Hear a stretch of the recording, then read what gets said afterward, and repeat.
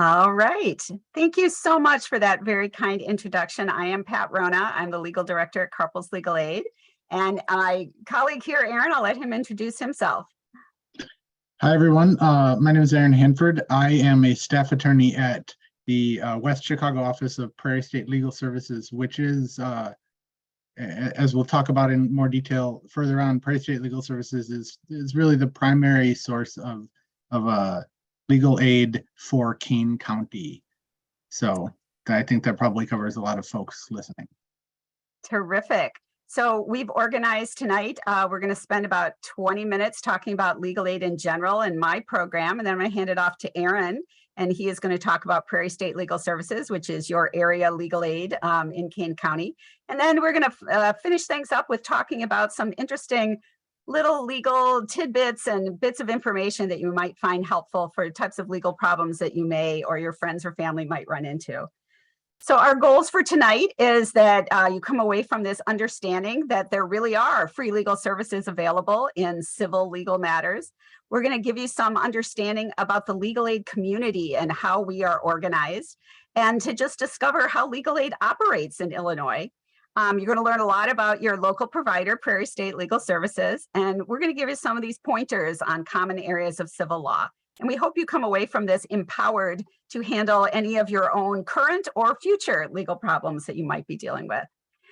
So we would like to make a little note. Both Aaron and I are attorneys, and we are making this presentation really for educational purposes. Really nothing in this presentation should be relied upon as specific legal advice, because every legal problem is different. The facts are different. The law could be different, and you need individualized advice if you have a legal problem. So if you are dealing with something, we really encourage you to consult with an attorney, including a legal aid attorney, if that's what you would like to do. So let's start talking about the right to an attorney.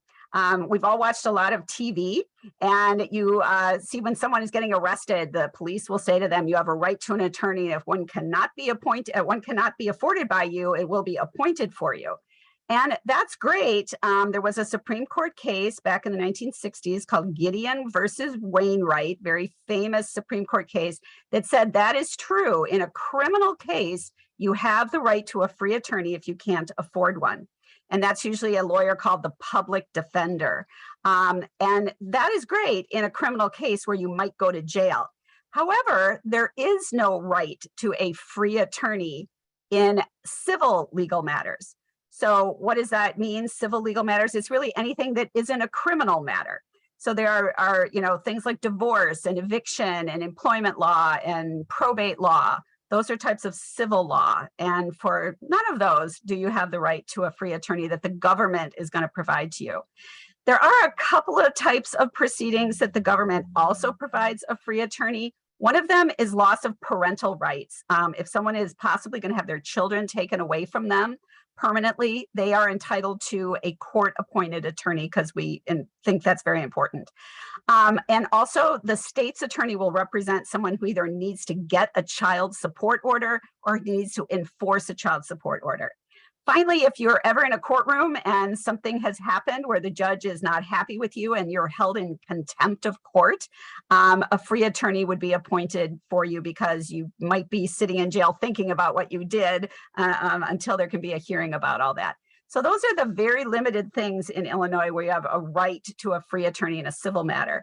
But there are a bunch of types of matters that you do not have the right to a free attorney. And as I said, divorce, child custody, eviction, foreclosure, bankruptcy, debt collection, car repossession or having your car impounded if you have too many tickets, domestic violence, employment law, just to name a few. So there's a long list of what there is not the right to a free attorney for. So what are my options? If I need a lawyer in a civil matter, what am I going to do? And I think what most people think of is private attorneys, lawyers who have law firms who charge money for their services. I think most of us would start asking our friends and family, do you know a lawyer that I could call about this? But how am I going to pay for that private attorney? Am I going to not pay my rent so I can pay the lawyer? Or am I going to borrow money from my parents? Or am I going to put it on a credit card? So most of us would be hard pressed to be able to afford a private attorney. Sometimes as you look for private attorneys, you might find very generous ones who might be willing to take on a case for free. That's called pro bono. That's a legal term meaning for the public good. And sometimes lawyers who are in private practice, in business to make money as a lawyer, they might do a case for free every now and then, but it's kind of few and far between. A lot of us might resort to representing ourselves in court. People like to try and do things on their own. And that's also a Latin phrase. It's called pro se, and that means for oneself or for myself. And that's when you try to represent yourself in court alone without an attorney. Everyone has the right to do that, but it sometimes isn't the best thing to do. I think then we might turn to, well, wait a second, what about the legal aid community? So let's talk about that.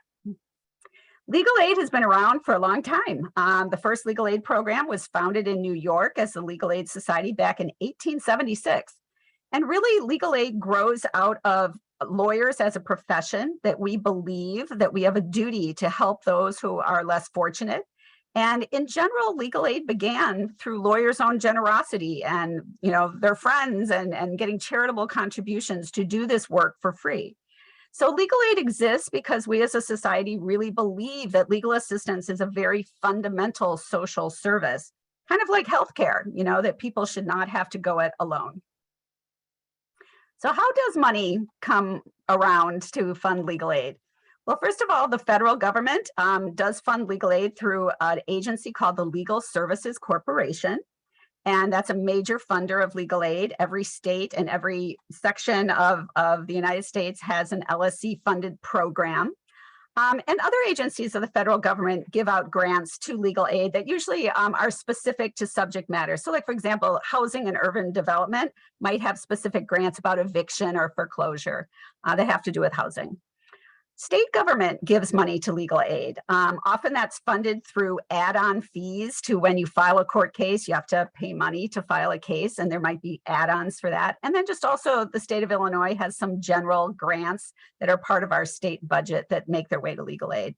Local government can support legal aid as well. Your local city, your county, your courthouse might have funding that makes its way to the legal aid world. Bar foundations, lawyers were in these kind of clubs called bar associations, and the bar associations often have foundations that funnel money toward legal aid services. Law firms are very generous. Many of them have charitable foundations that they make, big donations to legal aid to support this work. And they're lawyers, they're individual lawyers in these firms that also like to write a check every year to their favorite legal aid program.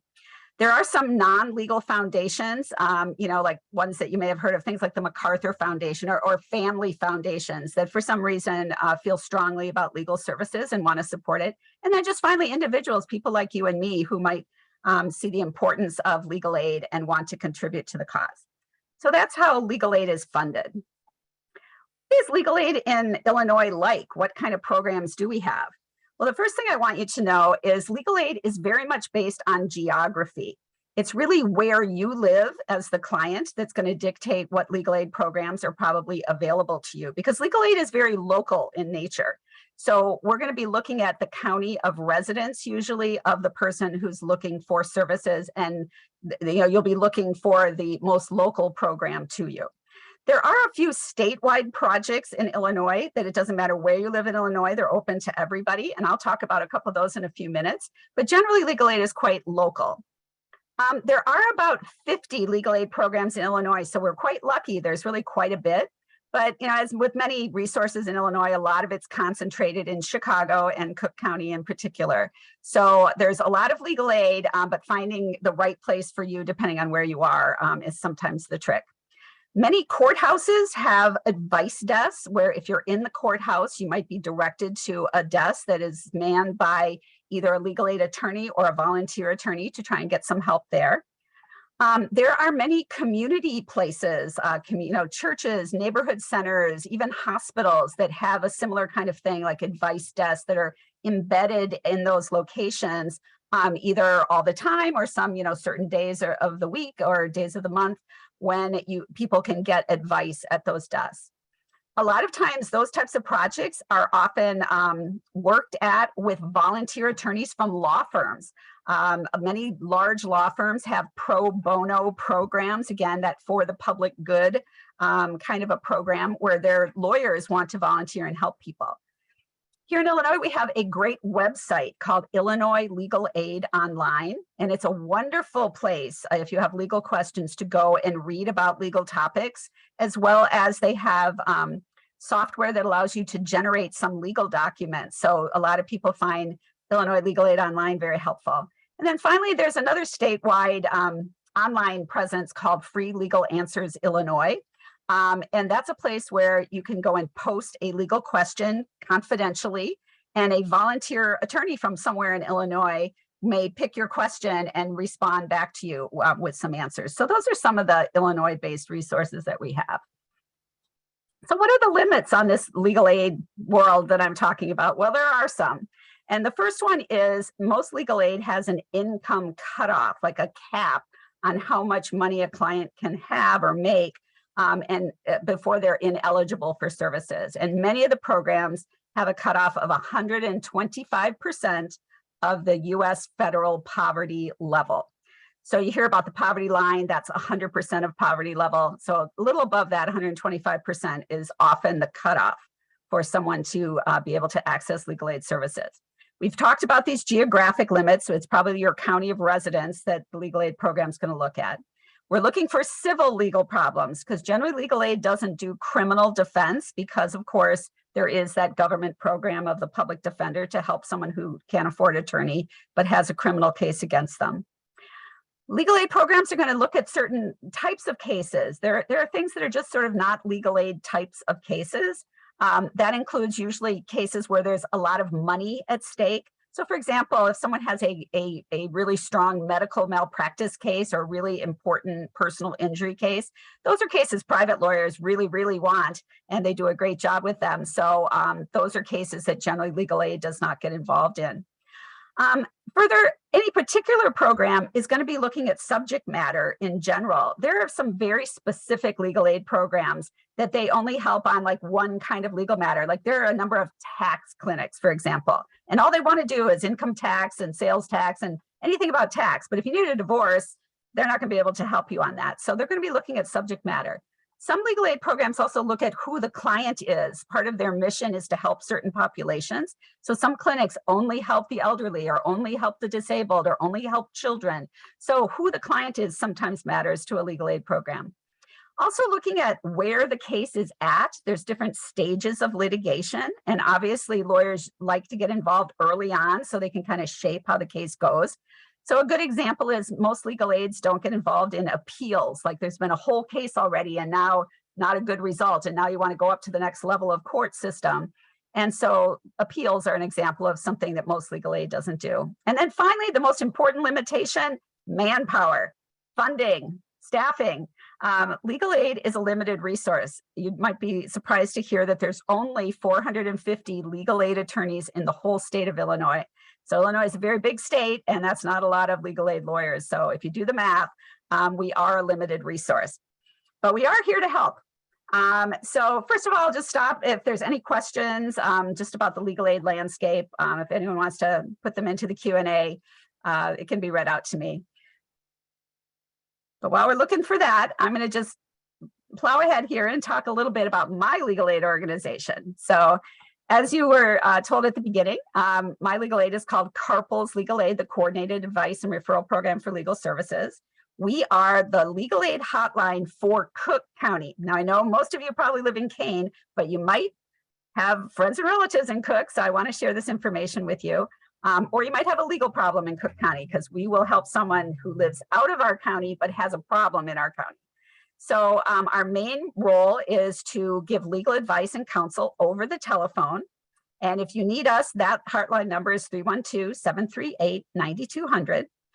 So one of our really unique features is we have lawyers who answer our phone. So you're not going to talk to a number of intake people. The first person who says, "Hello, this is CARPLS, may I help you?" is an attorney. So it's that direct access right away to a lawyer, which people find very helpful. Our focus really is on these, what we call brief legal services. That is advice, counsel, reviewing legal documents, and sometimes drafting legal documents. But we do not go to court with people. There are other legal aid programs that do that. So we view that as our role in the legal aid process. but we are a entity to make good referrals to other legal aid programs. We know all of them. We know what kinds of cases they're looking for.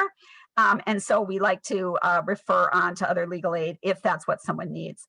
And we're also kind of the agency that's there to help people who are trying to do cases on their own, pro se. We're kind of the pro se coach for Cook County if someone is trying to do a case on their own. We have 3 statewide projects that I'll just talk about very briefly, just in case, even if you're in Kane County, any of these apply to you. We are part of something called the Illinois Armed Forces Legal Aid Network, which is a statewide program that helps veterans, military service members, and their dependents with really any type of civil legal problem. So that journey can start with calling the AFLAN hotline, which is 855-452-3526.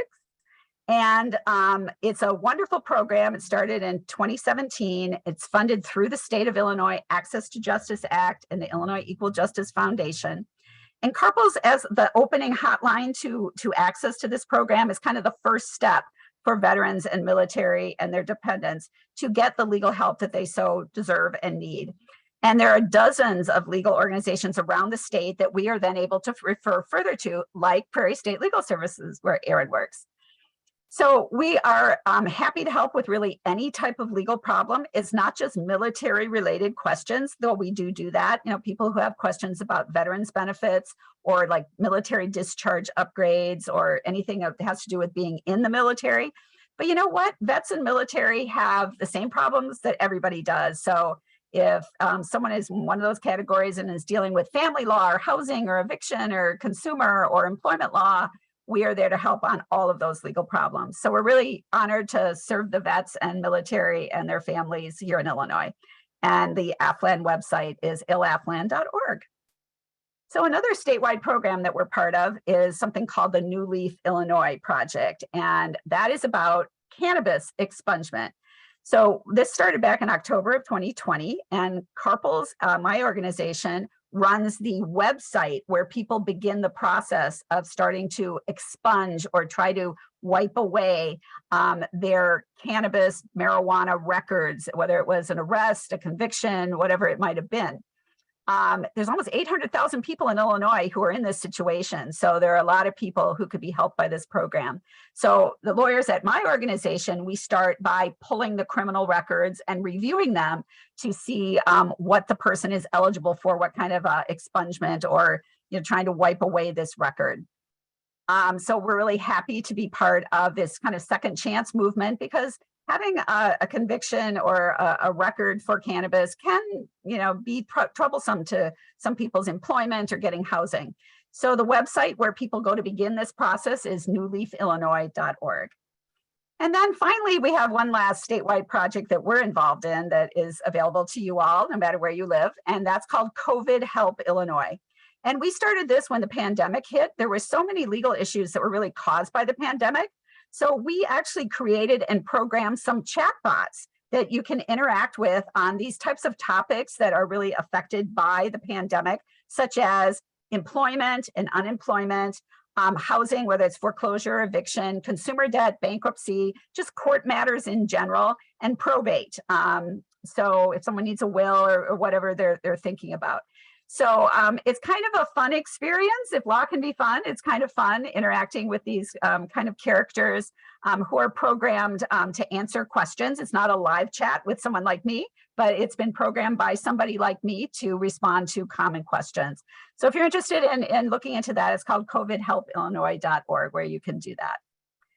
So with that, I am going to hand it off to my colleague here, Aaron, who's going to talk a little bit about Prairie State, which is your local legal aid organization in King County. Great, thank you, Pat. So just to remind everyone, in case anybody's signed in late, I'm a staff attorney with Prairie State Legal Services, which is probably the main legal aid provider in Kane County, as well as most of Northern Illinois outside of Cook County. And in fact, Pat mentioned that there are about 450 legal aid attorneys in Illinois. I think we have about 150 of them. So we probably are the largest, but we serve all of Northern Illinois outside of Cook County. I want to take a second to address, somebody asked a question in the chat. We didn't mention at the beginning, though Pat briefly mentioned in the middle. If you have more questions as they come up, please feel free to drop them in the chat. I'm watching it as I talk, so if they fit, I will address them right when they come or when they fit. Otherwise, we'll try to address them at the end. And the particular question that was asked, I will address in just a minute here. But if you wouldn't mind switching slides. So basic idea of Prairie State Legal Services. We are one of those federally funded programs that Pat mentioned, funded in not completely, but in large part by the Legal Services Corporation, which is a congressionally funded corporation. And we offer free legal services to low-income persons and those individuals over 60 who have serious civil legal problems. Specifically, the question somebody asked was, what kind of income can they make for us to be able to help? And that question is, let's just say, complicated. So before I answer that, I'm going to say that for any of this, if you think you might qualify for services or if you think you need help with a question, you should not try to evaluate on your own based on anything I say today or anything that you might read online. You should call our number. You'll have a chance to talk to somebody. Their first job will be to sort of evaluate whether you qualify, and they'll tell you if you don't qualify. But the short answer is that we can help with any kind of civil legal problem that we help with if you make 125% or less than federal poverty level, or up to 200% of federal poverty, of the federal poverty index, and with certain expenses that we can deduct after that. So we can deduct your rent or your mortgage costs or things like that. So we can help with most problems for up to 200%, but then for a lot of problems, we can help with more. For seniors, we can help if you make substantially more than that. For right now, for eviction problems, we can help if you make substantially more. So it's very complicated. You should not try to evaluate that question yourself. But just call us and we'll help you through that. But like I said, my office is in West Chicago and serves Kane, DeKalb, DuPage, and Kendall. So we would be your first touch point for any help with civil legal problems if you are a Kane resident, or if your dispute is in Kane or one of those counties, even if you don't live there. And we offer the full range of legal services, beginning with advice over the telephone. When you call, you'll talk to you'll talk to either a paralegal or an attorney. We do not guarantee an attorney straight away, but if you qualify for our services, it'll get referred to an attorney.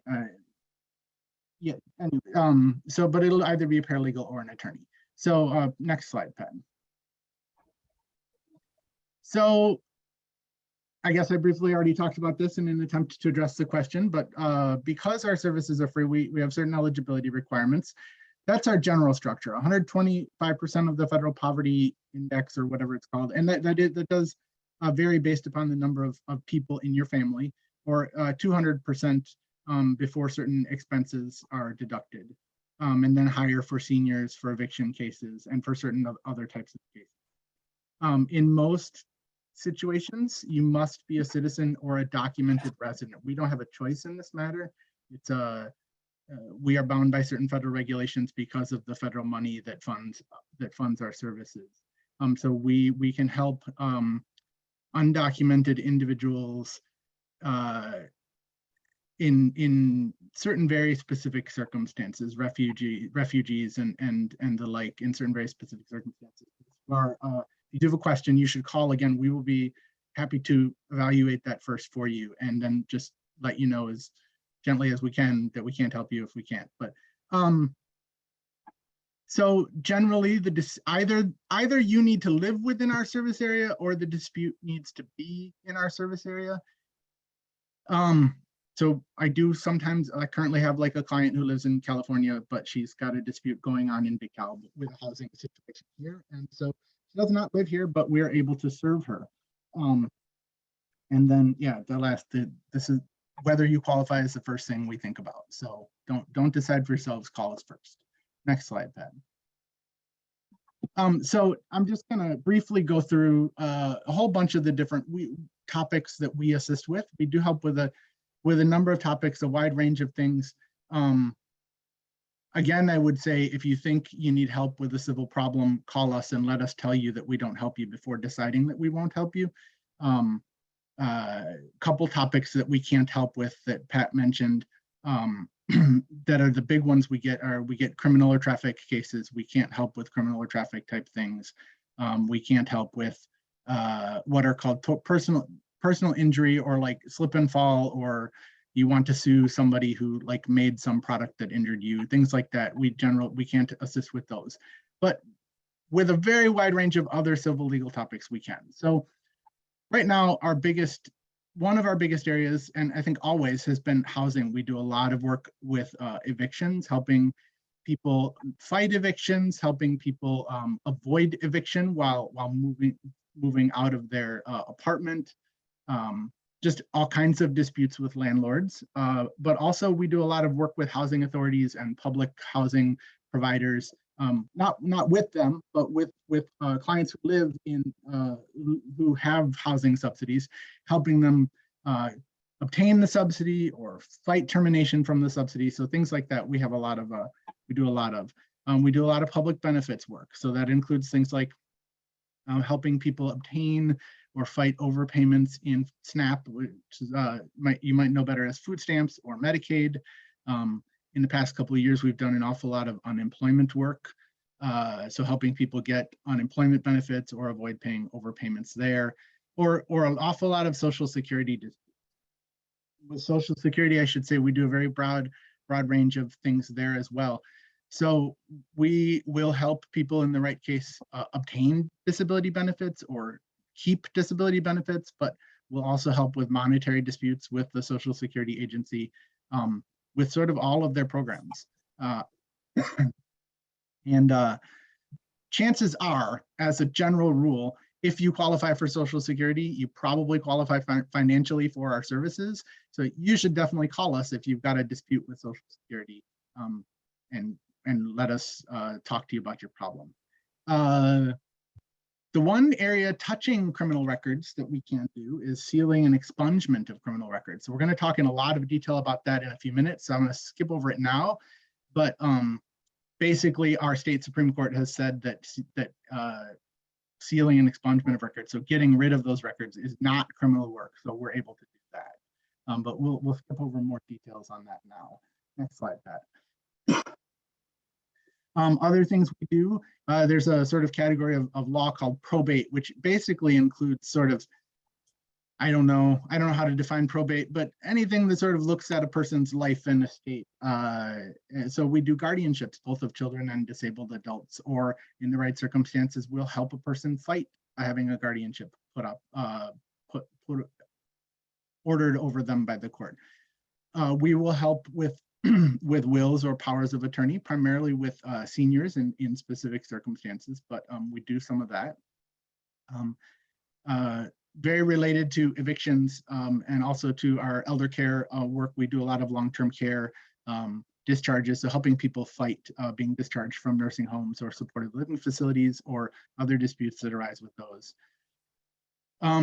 We do a fair amount, quite a bit actually, domestic violence, orders of protection type stuff, divorces related to that. This is the category of the area where we can, we're most likely able to help undocumented individuals is when they've got some kind of domestic violence dispute issue, because we have a specific grant that funds those things. If anyone does live in DuPage, you should note, you should call us for advice, but be aware that it is unlikely. We don't have funding in DuPage in our service area because of these problems. But in the other counties, Kane, Kendall, and DeKalb, we do. We also do fair housing claims. So if a landlord refuses to rent to you for some kind of, like, because of your race or because you have too many children and they don't want children living there, that type of things, we might be able to help with anything related to discrimination based upon race, age, disability, sexual orientation, those kinds of things. Pat, next slide, please. We also have an AFLAN grant, which was supposed to be a little bit above. That's fine. And I think that I'm not sure where it got lost, but somewhere I also had a comment about we have a tax program. So Pat mentioned that there are tax clinics that only do tax. We do all the stuff I've talked about, and we do tax. The only caveat to mention is that we can only help with state tax disputes if there is a related federal tax dispute. But we can help with all kinds of federal tax disputes. And a federal tax dispute might be as simple as you don't have a dispute, you just can't afford to pay it. There are a number of ways the IRS recognizes that people of limited financial means have gotten into tax debt and can't afford to pay it. There are a number of ways that you might be able to avoid paying the full amount or have a slower payment plan. And if something like that would help you just be able to live month to month, you should contact us because we might be able to assist you with that. And then, sorry, I got sidetracked. We also have an affluent grant. So all the things Pat talked about, specifically targeting, assisting military members, veterans, and their family. Yeah, I probably should have said this at the beginning, but in most cases, not all cases, but in most cases, you would initiate service with us by just visiting our website and choosing Get Help, where you'll fill out a form and then somebody will call you in a day or two, or you can call us directly. And between 9 a.m. and 1 p.m. Monday through Thursday, and we have a bank of telephone counselors, many of whom are attorneys. The rest, I believe, are all paralegals who can talk to you about your problem. Like every kind of telephone bank, that sometimes means waiting, not being able to get through, calling for a couple days in a row. I apologize for that. The most reliable way might be to fill out that form, but we will eventually answer the phone and help you with try to help you, talk to you about your problem. If I next slide, Pat. Okay, so oh, there was one other project that I didn't mention. Somewhere I got lost because I had another slide about taxes. But also we have I was asked to specifically mention we have a legal help for homeowners project, which helps people avoid foreclosures and what's the other thing? Oh, sometimes we do, but we file bankruptcies for people if that will help people avoid foreclosures or avoid other serious repercussions of significant debt. So we do that kind of stuff as well. We're pretty limited in that kind of thing, what we can do. But if you think that that might be something that could assist, that could help you, you should call us and ask. So I want to briefly talk about the process of how you get our service. So I talked about it a little bit, all that number that we put up on the previous slide. And again, I apologize that the slides got sort of out of, I don't know what happened, but first, you'll speak to the telephone counselor. They'll verify that you qualify for our services by checking asking about your income. I've done, during slow periods at the beginning of the pandemic, I've done some telephone counseling just because we needed more telephone counselors and we had less in-person casework to do.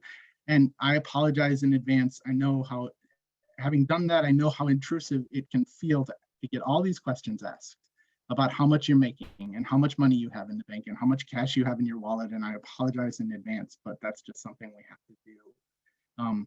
After you get through with that, which takes 7 or 8 minutes, then you'll tell your story, you'll get some initial advice on the issue. And if you're not talking to an attorney, if you're talking to a paralegal, they'll go away and talk to an attorney. And an attorney will call you back, or they will call you back and talk to you about what they learned from the attorney. And then in some cases, and how is a little bit complicated, and I can't go in right now, but if in some cases, if it's the right type of case, you'll then get referred to the local office for further assistance. So when you call, you might talk to somebody in Waukegan. Like if you're in Kane, you might talk to somebody in Waukegan or one of our other telephone counseling banks. But if your problem is in Kane and you get referred to the local office, the next person there's a good chance the next person you're talking to is me. So you'll get scheduled. If you can flip slides, Pat. So if you get referred to the local office, somebody will call you and schedule an appointment. It'll be a full hour in person, on Zoom. Almost all of them are on phone these days, but the in person or on Zoom are an option. I'll have a detailed conversation with you about your problem. We'll probably talk about all the same things again, because for me, I just like to start at the beginning and make sure I understand all the details. and have an opportunity to ask you all the questions that I think might be relevant. We'll ask to look at documents, any notices you've received, any complaints that have been filed against you, just whatever you might have relating to the case. And then we'll go away and spend some time researching your situation and talking to my colleagues about your situation and your case and what alternatives for relief we think might be available to you. And then after a few days or a week, sooner if it's an emergency, we do recognize time emergencies. We'll contact you again. We'll talk to you about what we think your alternatives are, what your options are for addressing the situation. Always with an eye towards how you want the problem to be solved. As attorneys, our job is to help you achieve your goals, not to tell you what we think you should do. So that might be just more advice. It might be that all we can give you is advice, or it might be some kind of informal dispute resolution. So we'll talk to a landlord or a housing authority or a hospital on your behalf. Or it might be direct representation if you've got a dispute with the unemployment agency or with the Department of Human Services over a SNAP benefit payment or something. We might go to the hearing for you or to court for you. We present you with all the options we think the law allows, and then you decide which direction you want to go. So next slide, Pat. Okay. The other ways you can get in contact with us. So that's a primary way. You call us, you go through telephone counseling, but we have a number of courthouse projects where you can get information on site, maybe even day of. We have got eviction projects where you have to go to court and you have not had a chance to talk to an attorney, and you can talk to an attorney the very day of your first court date or even your second or third court date. In DuPage, we've got attorneys in the courthouse 5 days a week. All you got to do is ask anyone who works in the courtroom to point you to Prairie State Legal Services, or tell the judge when they call your case that you want to talk to Prairie State Legal Services, and the judge will give you time to do that. In Kane, we've got a help desk outside the courtroom on Tuesdays, which is the date of always the date of first court dates, and you can apply for services right there. In Kane, we also have, for orders of protection, our domestic violence program. We've got somebody there to do in-person intakes and even help people get emergency orders of protection right on site at the Kane County Justice Center. Next slide, Pat. So I guess that's pretty much everything. And hey, what do you know? 7:40, perfect timing. I don't see any more questions, so I think we can dive into talking about some law. Fantastic. Prairie State's an incredible program, and it's wonderful hearing about everything that they do. And some of what they do is what we're going to launch into right now. So Aaron and I have divided up some very common legal topics that we wanted to share a little bit of legal information on. So I'm going to start out. I'm going to talk a little bit about consumer debt. We all have money, and we all sometimes have money problems. So let me start there. So it's very important to know that in Illinois and in the United States in general, it is not a crime not to pay your bills. As long as you haven't passed a bad check or somehow defrauded somebody out of money, just to not pay your credit card, you took a credit card out in good faith, and just some years later you find you can't pay the bill, that is not a crime. So that gives us a little bit of solace to know that, you know, you're generally not going to jail if you can't pay your bills. So credit card companies have to come after you to try to collect within 5 years. They have to sue you within 5 years of the last time you paid on the debt or the last time you acknowledged the debt. So that's not a very long period of time. And what you might find out if you ever have any problems with paying bills is that collection agencies will start to try to get in touch with you. They will send you letters. They will actually call you. And a lot of times these collection agencies are a little bit loose about following the law. So you might get contacted by a collection agency trying to get you to pay on what is really now a very old credit card debt.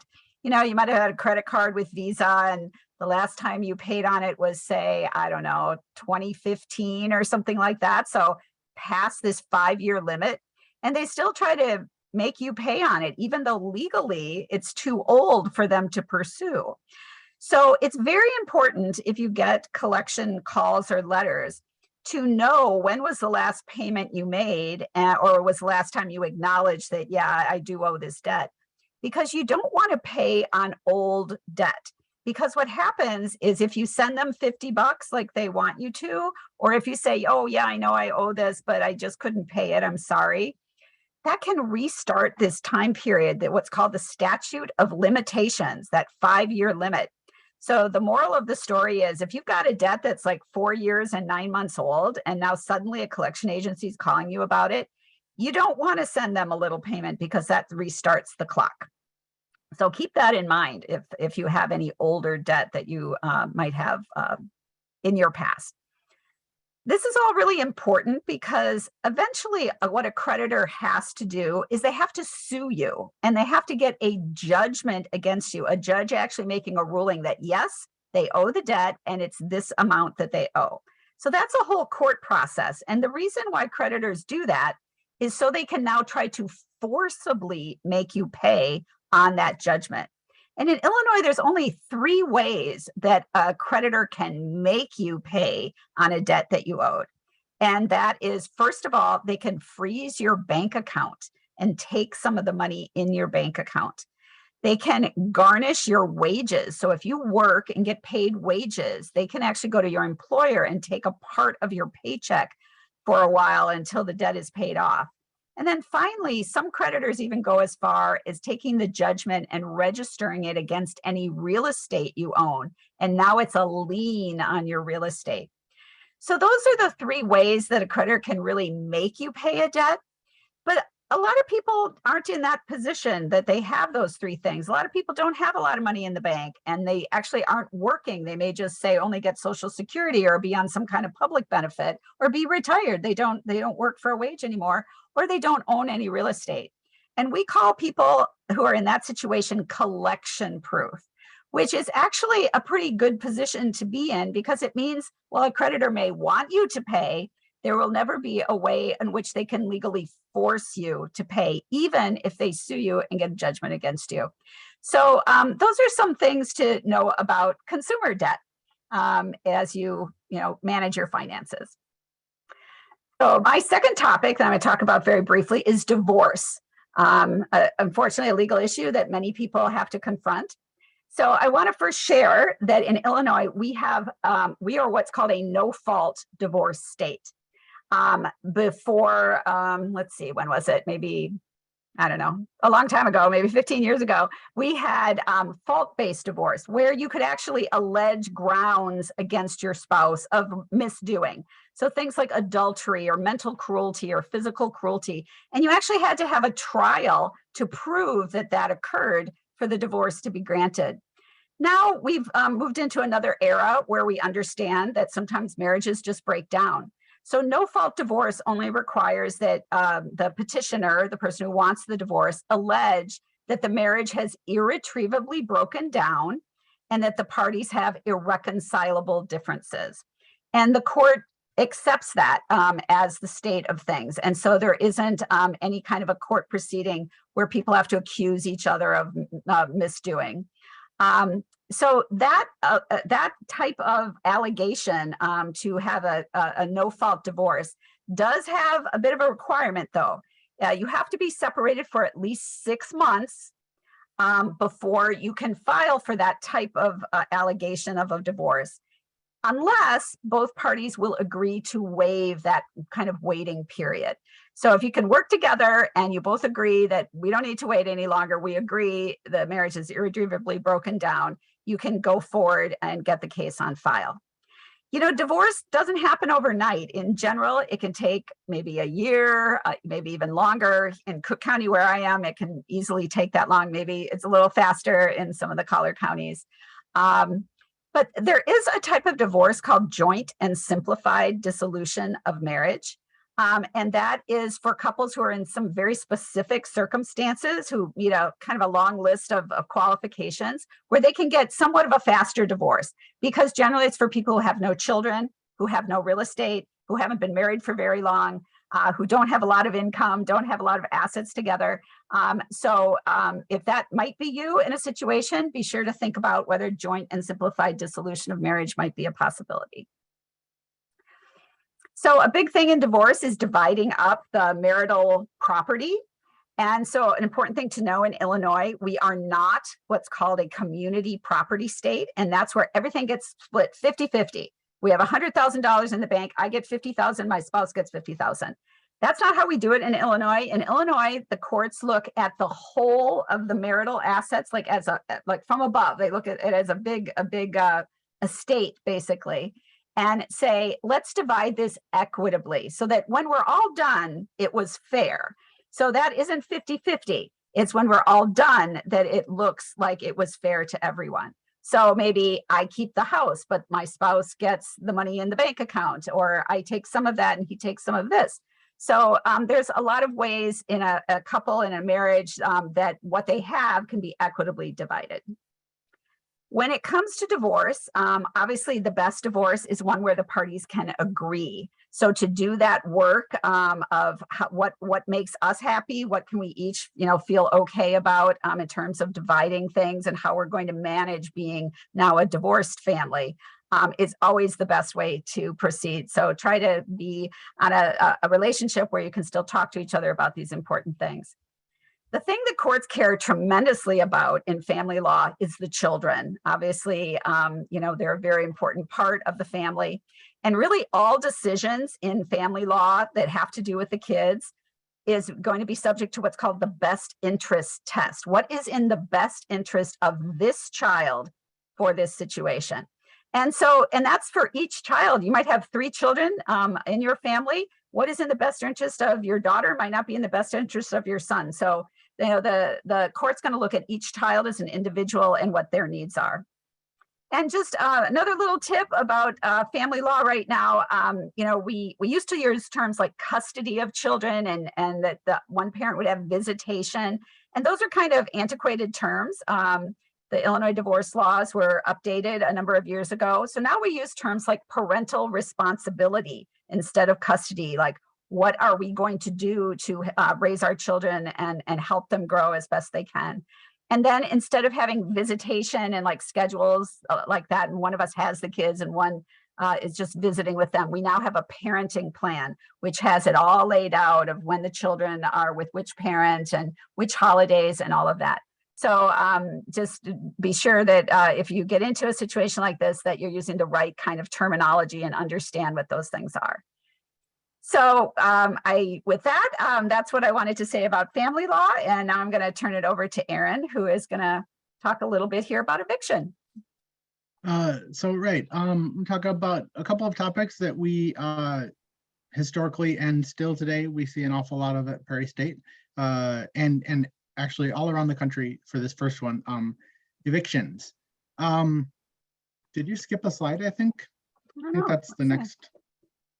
Then a slide has disappeared. Huh. Okay, well, I'm gonna ad lib from the slide that appears to no longer be there.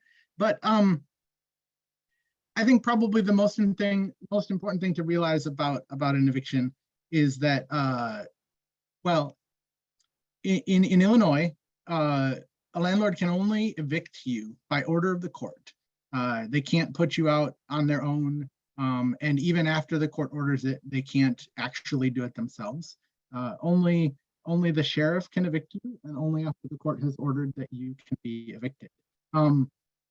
So if you get a 5-day notice that you haven't paid your rent, or a 10-day notice that you violated the lease and you need to leave, or a 30-day notice that your landlord is not going to renew your lease, these are all different types of notices that the landlord can give you, which are the first step in ending a lease.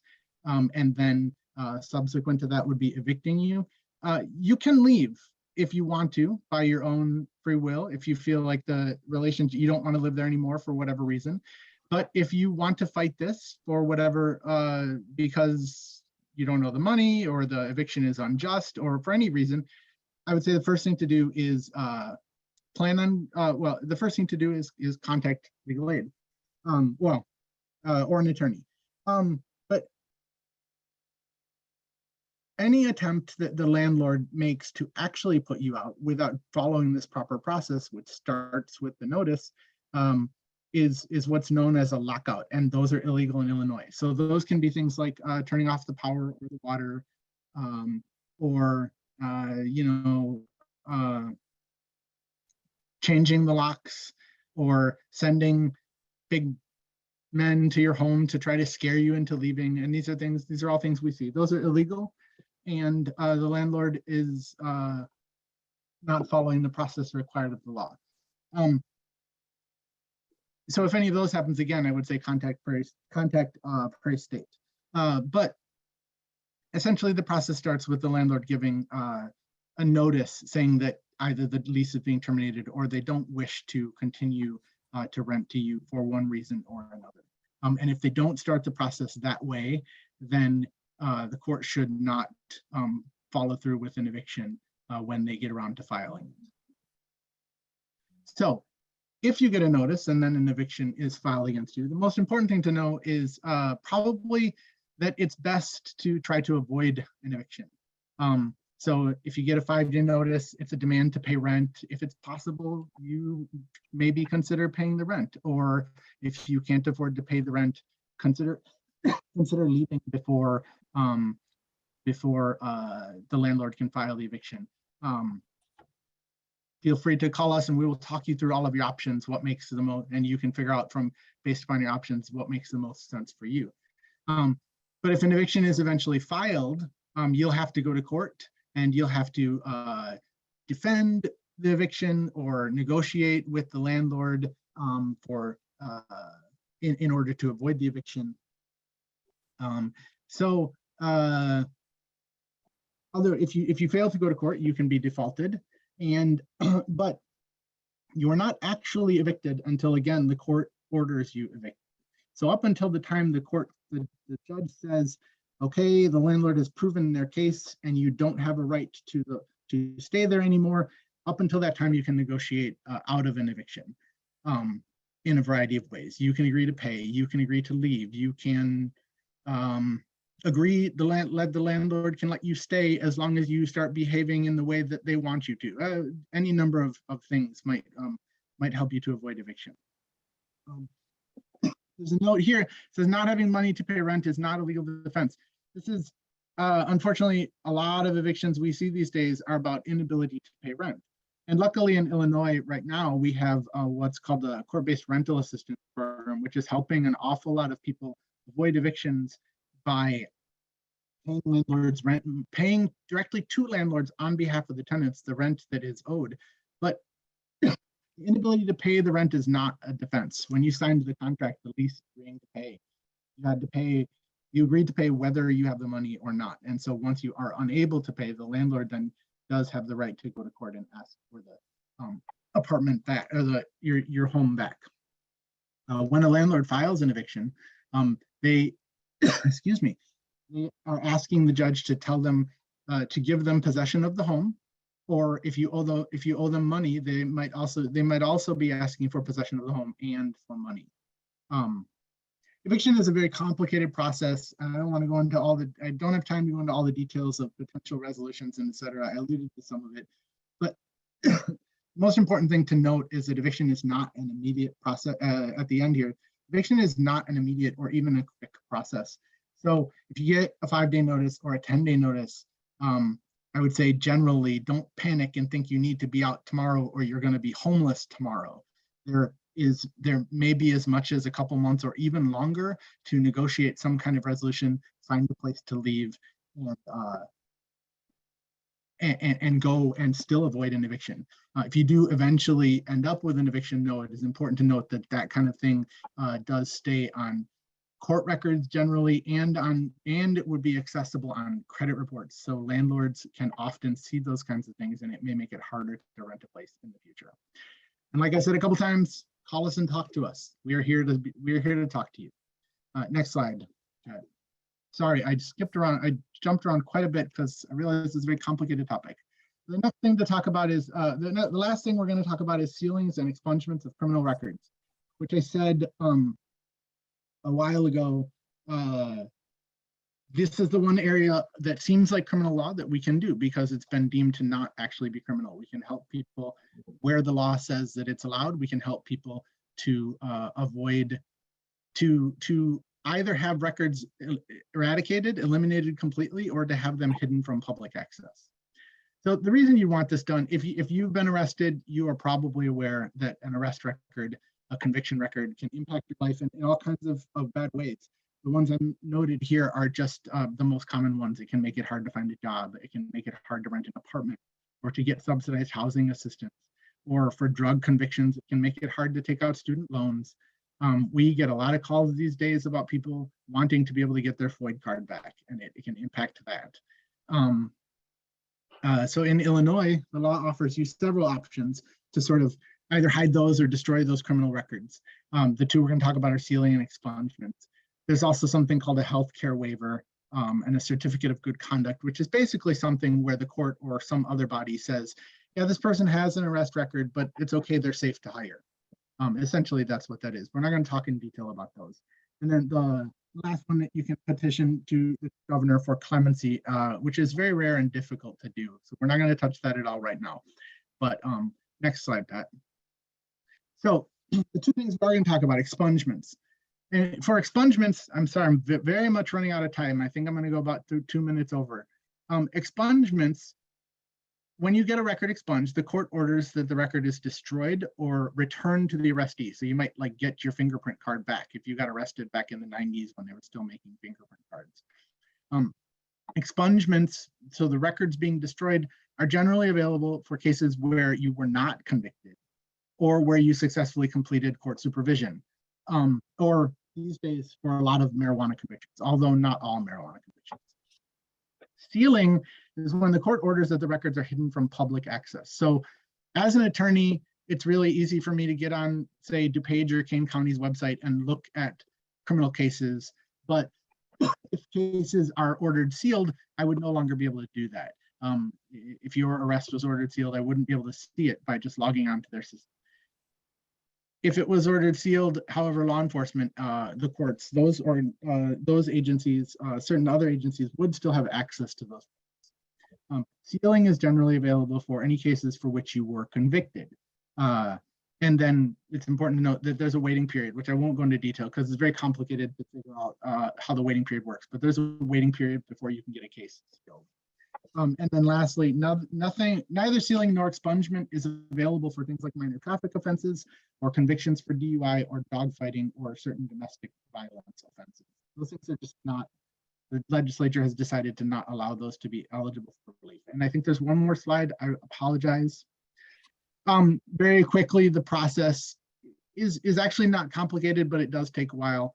It's essentially you file a petition, you wait about 60 days, there will be a hearing scheduled in which the court is to consider these factors, to look at the evidence of the case. The state might gets a chance to say that why they don't want you to get the record sealed, so they'll look at why that is. They'll look at your age, your employment history, your other criminal cases, if you've got them in other cases, how much time has passed. And then the judge just sort of makes a decision. The decision is purely discretionary for the judge, meaning basically that as long as the state don't say something like, we're not going to do this because of, I don't know, for some protected class reason. We're not going to do this because we don't let men seal their records. As long as they don't say something stupid like that, it's probably not going to be a challengeable decision, purely up to the discretion of the judge.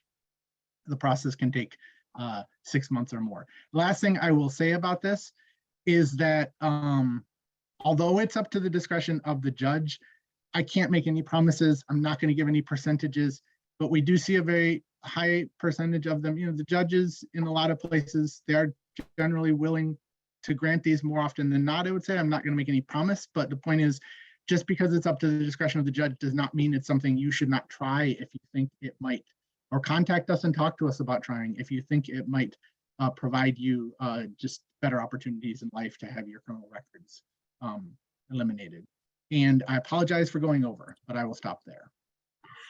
All right. Well, that was terrific. So we'd like to ask if anyone has any final questions for us, if you want to put it in the Q&A. You know, Aaron, can you see those that you could read us if anyone's got any final thoughts?